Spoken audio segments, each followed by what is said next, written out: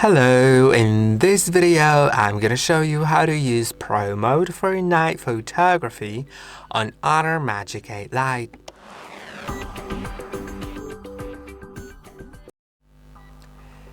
Pro Mode for night photography is a really good feature.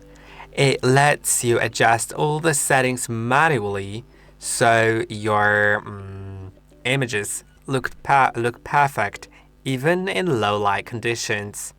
To do it, go to your camera app and enable Pro Mode first. To do that, slide until you find more.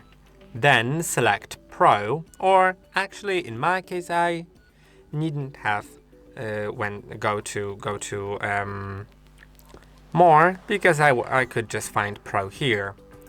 And now there are some settings down there.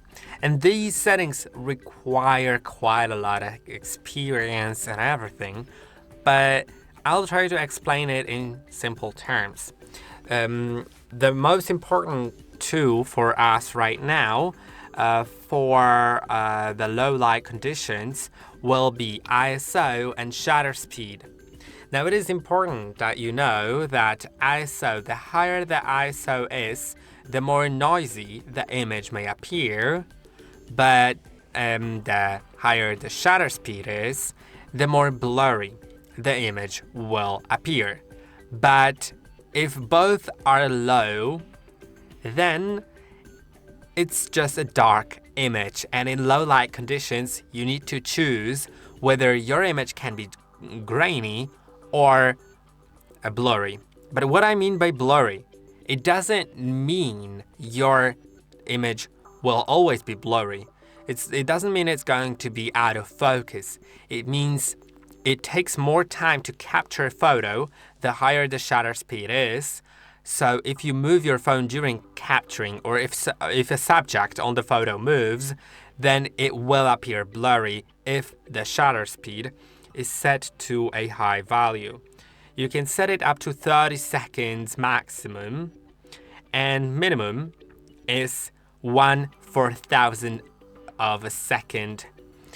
Then ISO can be set anywhere from between 100 and 3200.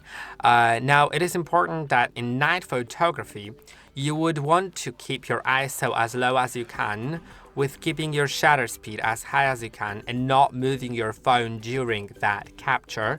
So basically it captures enough light without needing to have all those grains. I can show you an example. I'll take a picture with ISO 100 and some normal shutter speed, let's say 1/40th. Then I'll do the opposite thing, ISO 3200 and low shutter speed. I don't know if it'll be visible now because I have good lighting conditions, but as you can see, this is the image with high ISO, and this is the one with lower ISO. But you know what? I'll do a picture with lower lighting conditions and get back to you. Okay, now I'm back with the pictures taken, and let's see all of them. So this is the first one with ISO being high and shutter speed being low.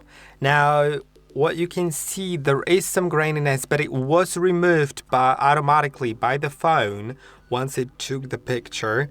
But that may make the image less sharp and less precise. So there is some graininess, but it's, as I said, removed here. So it may look too polished. Then this one, you can see there is a difference between these two.